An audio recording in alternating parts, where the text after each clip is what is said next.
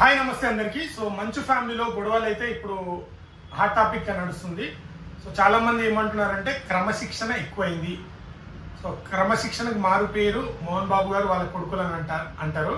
కానీ ఇప్పుడు క్రమశిక్షణ ఎక్కువ అవడం వల్ల ఇది అయితే గొడవలు జరుగుతున్నాయి అంటున్నారు.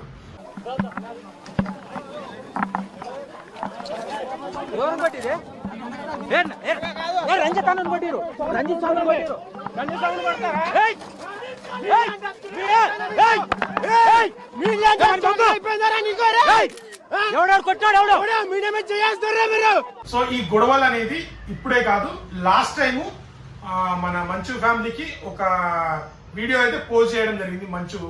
మనోజ్ గారు ఆ ఇంటికి వచ్చి ఇట్లా దారుణంగా కొడుతున్నారు. ఇది ఇళ్ళకి వచ్చి ఇలా కొడుతుంటారండి మా వాళ్ళని, బంధువుల్ని అని చెప్పి. సో అది అప్పుడు మంచు లక్ష్మి గారు ఇన్వాల్వ్ అయ్యి సో ఆ గొడవని అయితే ఫ్రాంక్ అని ఏదో వీడియో అయితే డిలీట్ చేయడం జరిగింది. సో ఆల్రెడీ అది సోషల్ మీడియాలో అయితే వైరల్ అయిపోయింది. సో అక్కడ నుంచే గొడవలు జరుగుతున్నాయి. సో ఈ గొడవలు స్టార్ట్ అవడానికి అసలు కారణం ఏంటి, ఎందుకు ఇంట్లో గొడవలు అవుతున్నాయి? సో వీళ్ళ ఇంట్లోనే గొడవలు ఉంటాయా, లేకుంటే వీళ్ళకి కావాలని రెచ్చగొట్టి ఏదైనా జరుగుతుందా అని, లేదంటే ఏదైనా అంటే చాలా మంది ఏమంటున్నారు అంటే కన్నప్ప మూవీ ప్రమోషన్ కోసం ఇలా చేస్తున్నారు, వీళ్ళకి సినిమాలు లేవు, సో ఎలాగైనా మార్కెట్ లో ఉండాలి అని కాంట్రవర్సీ ఉంది. బట్ అంత దిగజారిపోయితే కాంట్రవర్సీ చేయాలని నేను అనుకుంటున్నా. ఇంకోటి మెయిన్ గొడవలు అవడానికి కారణం ఎక్కడి నుంచి స్టార్ట్ అవుతుందంటే మన మనోజ్ గారు అయితే రెండో పెళ్లి చేసుకోవడం జరిగింది. సో భూమా నాగిరెడ్డి వాళ్ళ కూతురు కదా, సో తనని అయితే పెళ్లి చేసుకోవడం జరిగింది. సో అప్పటి నుంచి అయితే వీళ్ళ ఇంట్లో గొడవలు జరుగుతున్నాయి. మా నాన్న నన్ను కొడుతున్నాడు, ఇంట్లో పాపని కొడుతున్నాడు అని చెప్పి మనోజ్ వెళ్ళి పోలీసులో కేసు వేయడము. సో మోహన్ బాబు గారు అయితే ఒక ఆడియో కూడా లీక్ అయింది. సో ఆడియో లీక్ అయినప్పుడు అయితే చాలా మంది ఆ మాట విన్న తర్వాత కరెక్టే, కొంతమంది 50% to 70% మెంబర్స్ అయితే మోహన్ బాబు గారు చెప్పింది కరెక్టే, నేను సంపాదించిన ఆస్తి, నేను కష్టపడి చేసిన ఆస్తి అని చెప్పి మోహన్ బాబు గారు అంటున్నారు. సో కొంతమంది వర్గం ఏంటంటే ఎంతకన్నా ఎవరింట్లో మనకు గొడవలు ఉన్నాయండి, ప్రతి ఇంట్లో గొడవలు ఉంటాయి, గొడవలు లేని ఇల్లు ఉండదు.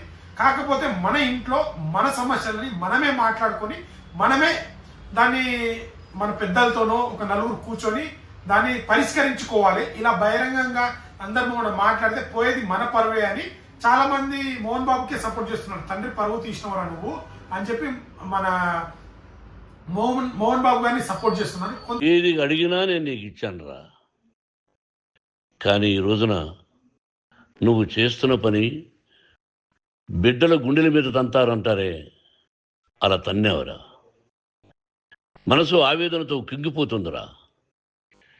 నేను మీ అమ్మ ఏడ్చుకుంటున్నావురా. జర్నలిజం ఉన్నది లేనిది, లేనిది ఉన్నట్టు రాస్తున్నారా.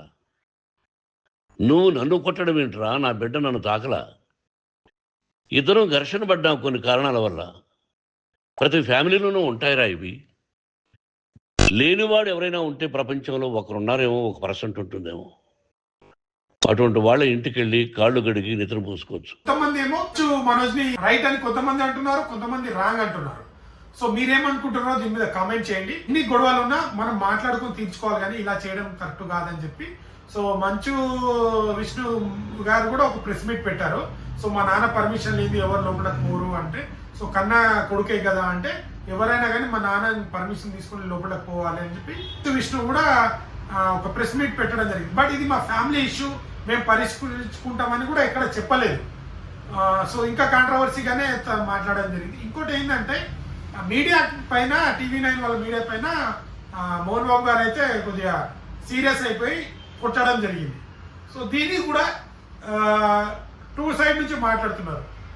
కొంతమంది సెలబ్రిటీలు కానీ, కొంతమంది రాజకీయ నాయకులు కానీ ఇలా మీడియాపై మీరు దాడి చేయడం కరెక్ట్ కాదు, తప్పు అంటున్నారు. కొంతమంది సామాన్య ప్రజలు అయితే చాలా మంది కరెక్ట్, ఒక ఫ్యామిలీ గొడవలు జరుగుతున్నప్పుడు కేసు అవన్నీ అయిపోయిన తర్వాత సో మనం వెళ్ళి మాట్లాడితే బాగుంటుంది. కానీ వాళ్ళు ఇంత బాధలో ఉన్నారు, వెళ్ళి ఏం జరిగిందని ఇట్లా మైక్ పెట్టడం తప్పు అని ఒక వర్గం ఇలా ప్రశ్నిస్తున్నారు. సో వీళ్ళు చేసింది కరెక్టే, వీళ్ళు చేసింది. ఇంకోటి మోహన్ బాబు గారు ఏమంటారు అంటే, మీరు ఇన్ని సినిమాలు చేశారు, సో మీకు ఓపిక ఉండాలి.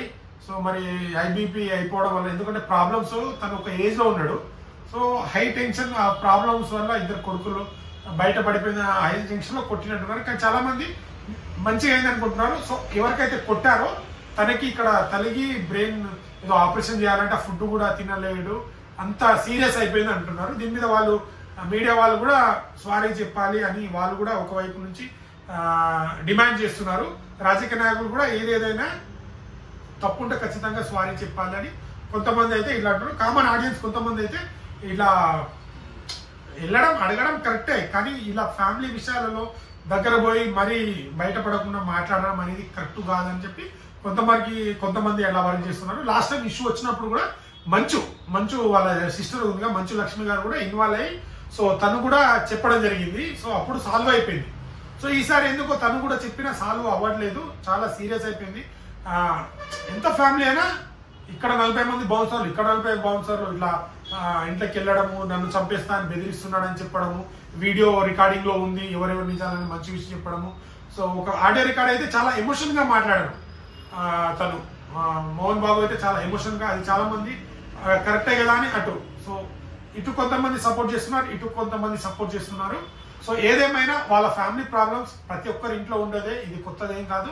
బట్ ఏదేమైనా వాళ్ళు పరిష్కరించుకొని దాన్ని మాట్లాడుకొని సో ఇక్కడ పోలీస్ గవర్నమెంట్ నుంచి కూడా వీళ్ళకు ఒక ఆర్డర్ వచ్చింది, వాళ్ళ పర్సనల్ గన్స్ కానీ ఇవన్నీ తీసుకోవడం జరిగిందంట. సో ఇది జరుగుతున్న గొడవలను చూసి సో అది తీసుకోవడం జరిగింది. సో ఈ మొత్తం వ్యవహారం మీద మీరేమనుకుంటున్నారు? TV9 అలా చేయడం తప్ప, లేకుంటే బాబుమోహన్ గారు ఇప్పటికే నేను ప్రాబ్లంలో ఉన్నాను ఇలా బయటపడింది, ఫ్రస్ట్రేషన్లో అయితే తను ఒక ఏజ్ కదా బీపీ వచ్చి అలా చేయడం కరెక్టా అనేది చాలా మంది 50-50 వస్తున్నారు. మీరేమనుకుంటున్నారో కామెంట్ చేయండి. సో నా మనస్ఫూర్తిగా నేనేమనుకుంటున్నాను, ఎవరింట్లోనూ గొడవలు ఉంటాయి, వాళ్ళ ప్రాబ్లమ్స్ ఏందో వాళ్ళు మాట్లాడుకొని సో మళ్ళీ వాళ్ళ ఫ్యామిలీ మళ్ళీ కలిసిపోవాలని నేను అనుకుంటున్నాను. సో ఈ మొత్తం జరిగిన సంఘటన మీద మీరు ఏమనుకుంటున్నారో, ఎవరు తప్పు, మీడియా కావాలని ఇంకా ఎక్కువ రెచ్చగొట్టిందా, మరి వీళ్ళే ఎక్కువ రెచ్చిపోయారా అనేది కామెంట్ చేయండి. సో ఈ వీడియో నచ్చితే లైక్, షేర్, సబ్స్క్రైబ్ చేయడం మాత్రం మర్చిపోకండి. నెక్స్ట్ కంటెంట్తో ముందుకు వస్తాను. Thank you.